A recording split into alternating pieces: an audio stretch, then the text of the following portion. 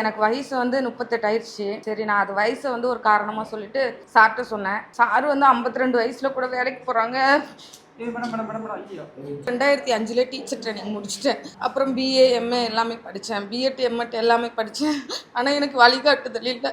என்னால் முடியல, இருந்தாலும் நான் படிச்சுட்டு இருக்கிறேன். எனக்கு பாஸ் பண்ணிடுவோன்னு இங்கே வந்ததுக்கப்புறம் நம்பிக்கை வந்திருக்கு. என் கூட படித்தவங்க எல்லாருமே வேலைக்கு போய் சம்பளம் வாங்கிட்டு இருக்காங்க. நான் இந்த இடத்த விட்டு போகும்போது வேலைக்கு போய் தான் போவேன். என் பேர் பார்த்தீங்கன்னா சதீஷ்குமார்ன்ட்டு.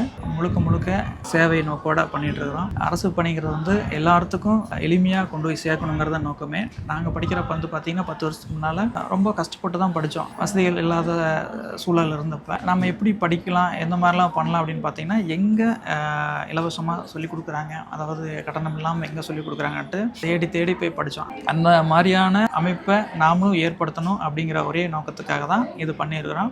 முழுக்க இலவச பயிற்சி மையமாக இது செயல்பட்டு வருது. ஞாயிற்றுக்கிழமை மட்டும்தான் இது கிளாஸ் இருக்கும். காலையில் 10 to 4:30 வரை கிளாஸ் இருக்கும். காலையில் பார்த்தீங்கன்னா டெஸ்ட் இருக்கும். அதை தொடர்ந்து பார்த்தீங்கன்னா கிளாஸ் இருக்கும். எளியோரும் அரசு பணியை அடையணும் அப்படிங்கிறத ஒரே ஒரு நோக்கம்தான். மற்றபடி இதில் பணம் சம்பாதிக்கணுங்கிறத என்ன கடுகளவோட எங்களுக்கு கிடையாது. லொகேஷன் பார்த்தீங்கன்னா ஈரோடு செங்குந்தர் பாய்ஸ் ஸ்கூல் கேம்பஸில் இருக்கக்கூடிய லலிதா கல்வி நிலையம் அப்படிங்கிற அந்த ஸ்கூலுக்குள்ள தான் நம்ம நடத்திட்டு இருக்கிறோம். யார் வேணால் இதில் பங்கு பெறலாம். கொஸ்டின் பேப்பருக்கான ஃபீஸ் மட்டும் வாங்கிக்குவோம். மற்றபடி இது பெருசாக இது நம்ம யோசிக்கிறதே இல்லை.